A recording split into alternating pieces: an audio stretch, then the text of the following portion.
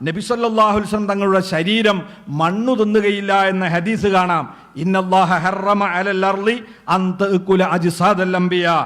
ഈ ഹദീസ് സ്വഹീഹായ റിവായത്തിലൂടെ വന്നിട്ടുള്ളതാണ്.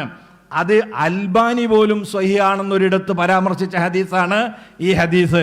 എന്നാൽ കേരളത്തിലെ വഹാബികളും ജമാഅത്തെ ഇസ്ലാമിക്കാരും അവർ ബുദ്ധിക്ക് യോജിച്ച ഹദീസ് സ്വീകരിക്കാൻ പറ്റുകയുള്ളൂ എന്ന മാനദണ്ഡം വെച്ചതിൻ്റെ പേരിലാണ് ഈ ഹദീസുകളെ തള്ളിപ്പറഞ്ഞിട്ടുള്ളത്.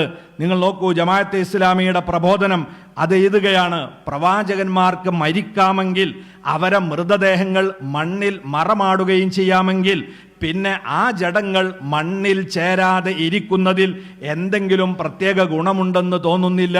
ഇവരെ യുക്തിവാദമാണ്. എന്നിട്ട് പറയാണ്, മൃതശരീരം വെളിയിലിരുന്ന് ജീർണിച്ച് ജീവിച്ചിരിക്കുന്ന മനുഷ്യർക്ക് ബുദ്ധിമുട്ടാകാതിരിക്കാനാണല്ലോ മറമാടപ്പെടുന്നത്. അതായത് ജീവിച്ചിരിക്കുന്നവർക്ക് ബുദ്ധിമുട്ടാവാതെ മൃതദേഹം ജീർണിക്കുന്നതിന് സൗകര്യം ചെയ്തു കൊടുക്കുകയാണ് മറമാടലിൻ്റെ ഉദ്ദേശം. പ്രവാചകന്മാരുടെ ശരീരങ്ങൾ ജീർണിക്കുകയില്ലെങ്കിൽ അവ മറമാറേണ്ട ആവശ്യമെന്താണ്? പുറത്തു തന്നെ സൂക്ഷിച്ചാൽ പോരെ? അതൊരു ദൃഷ്ടാന്തമാകുകയില്ലേ? ഇത് ഒന്നാം തരം യുക്തിവാദമാണ്. പ്രബോധനം മാസിക 1987 ജനുവരി 7, 54. എന്തുകൊണ്ടാണ് സ്വഹീഹായ ഹദീസ് ഉണ്ടായിട്ടും ഇത് നിഷേധിക്കാൻ ഇവരെ പ്രേരിപ്പിച്ചത്? ഇവർക്ക് അവരുടെ ചെറിയ ബുദ്ധിക്ക് യോജിക്കണം, അത് മാത്രമേ അവർ സ്വീകരിക്കുകയുള്ളൂ എന്നൊരു മാനദണ്ഡമാണ്. ഇത് യഥാർത്ഥത്തിൽ ഹദീസ് നിഷേധം തന്നെയാണ്. ഇതേ ആശയം തന്നെയാണ് മുജാഹിദുകളുടെ അൽമനാർ 1985 സെപ്റ്റംബർ മാസത്തിൽ എഴുതിയത്. അവർക്ക് കിട്ടേണ്ടത് എന്താണ്? മരണപ്പെട്ടു പോയവർക്ക് പിന്നെ ഒരു ഫളലുണ്ടാകാൻ പാടില്ല. തവസ്സുലും ഇസ്തിഗാസയും തബറുക്കൊക്കെ എതിർക്കണം. അതിന് അവരെ പറ്റ നാമാവശേഷമായി പോയി എന്ന് പറയണം.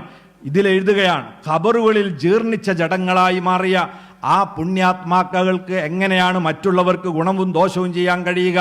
അള്ളാഹു പറയുന്നത് കാണുക: അള്ളാഹുവിനെ കൂടാതെ നിങ്ങൾ വിളിച്ചു പ്രാർത്ഥിക്കുന്നവർ ഒരു കാരക്കപ്പാട പോലും അധീനിക്കുന്നില്ല. നിങ്ങളവരെ വിളിക്കുകയാണെങ്കിൽ ആ വിളി അവർ കേൾക്കുകയുമില്ല എന്നിങ്ങനെ പറഞ്ഞിട്ട് അവസാനം പറയാ, തിരുമേനിയുടെ റൗളാ ഷരീഫിൽ വന്ന് അവിടത്തെ വിളിക്കുകയും സഹായമർത്ഥിക്കുകയും അള്ളാഹുവിൽ ശുപാർശ നടത്താൻ അപേക്ഷിക്കുകയും ചെയ്യുന്നവരും ഈ കൂട്ടത്തിൽ പെടുന്നു.